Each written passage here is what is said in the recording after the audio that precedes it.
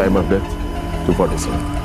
Recent days లో psychological thrillers ని ఇష్టపడిన వాళ్ళంటూ ఎవరు లేరేమో అనిపిస్తూ ఉంటుంది. మలయాళంలో డోస్ అనే ఒక మెడికల్ సైకలాజికల్ థ్రిల్లర్ మూవీ గురించి అయితే రివ్యూ చూద్దాం, ఎట్లాంటి స్పాయిలర్స్ అయితే లేకుండా.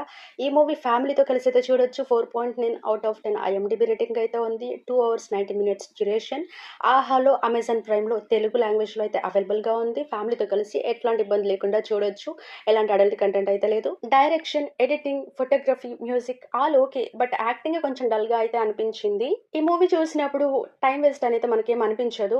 ఓకే, బాగుంది. మెడికల్ సస్పెన్స్ థ్రిల్లర్స్ మూవీస్ మనం చాలానే చూస్తుంటాం, బట్ ఈ మూవీ రొటీన్ గా కాకుండా ఒక డిఫరెంట్ ఎక్స్పీరియన్స్ అయితే ఇస్తుంది. హాయ్ గైస్, ఎలా ఉన్నారు అందరూ? Welcome back to our channel. నేను మీ మీనాక్షి కౌండిన్య.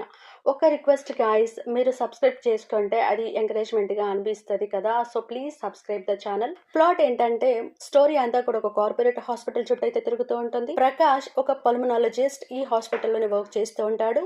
అతని వైఫ్ కి ఆరోగ్యం ఏ మాత్రం బాగుండకపోవడంతో అదే హాస్పిటల్లో ట్రీట్మెంట్ అయితే తీసుకుంటూ ఉంటుంది. తన వైఫ్ కోసం హాస్పిటల్ నియర్ బై అయితే స్టే చేస్తూ ఉంటాడు.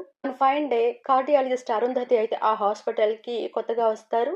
ప్రకాష్ అరుంధతి ఎదురెదురు పడినప్పుడు వాళ్ళకు ఒక ఫ్లాష్ బ్యాక్ అయితే ఉంటుంది. ఆ ఫ్లాష్ బ్యాక్ ఏంటి అనేది అయితే మనం మూవీలోనే చూడాలి. ప్రకాష్ ట్రీట్మెంట్ చేస్తున్న పేషెంట్స్ ఒకరి తర్వాత ఒకరైతే చనిపోతూ ఉంటారు. టైమ్ ఆఫ్ డెత్ వచ్చి 247. ఎప్పుడూ లేనిది ఇలా ఎందుకు జరుగుతుంది, అది కూడా అరుంధతి వచ్చాక అని చెప్పి ప్రకాష్ కి అరుంధతి మీద అయితే డౌట్ వస్తుంది. కాజ్ ఆఫ్ డెత్ అయితే ఒక ట్విస్ట్ అని చెప్పొచ్చు. ఇది మూవీలో చూస్తేనే బాగుంటుంది. మూవీ చూస్తున్నప్పుడు ఆటోమేటిక్ గా మనం కూడా ఇన్వెస్టిగేట్ అయితే చేయడం స్టార్ట్ చేస్తాము. మన డౌట్స్ అయితే జూనియర్ డాక్టర్స్ చుట్టూ, ఇంకా నర్సుల చుట్టూ, లేదంటే ఆ హాస్పిటల్లో ఇంకెవరో ఏదో ఇల్లీగల్ యాక్టివిటీస్ చేస్తున్నారేమో అనేది మనకు అనిపిస్తుంది. మర్డరర్ ఎవరు అనేది మనం గెస్ట్ చేయకుండా ఉండడానికి డైరెక్టర్ బాగానే ట్రై చేశారు.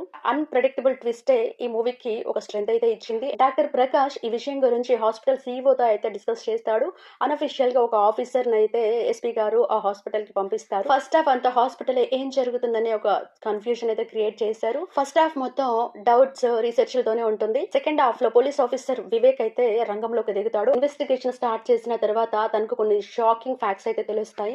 ఎలాంటి సిచ్యువేషన్స్ ని ఎదుర్కొన్నాడు, ఎలాంటి నిజాలు తెలిసాయి, అసలు ఏ మాత్రం ఊహించని ఒక నిజం అయితే అతనికి తెలుస్తుంది. కేస్ ని అన్అఫిషియల్ గా కాదు, అఫీషియల్ గానే లీడ్ చేయాలి అని చెప్పి ఆఫీసర్ దగ్గర అయితే, తన హయ్యర్ ఆఫీసర్స్ దగ్గర అయితే పర్మిషన్ తీసుకొని అయితే కేసు అయితే టేకప్ చేస్తూ ఉంటాడు. మొత్తానికైతే ఎవరు చేస్తున్నారు అనేది వివేక్ కి తెలిసిపోతుంది.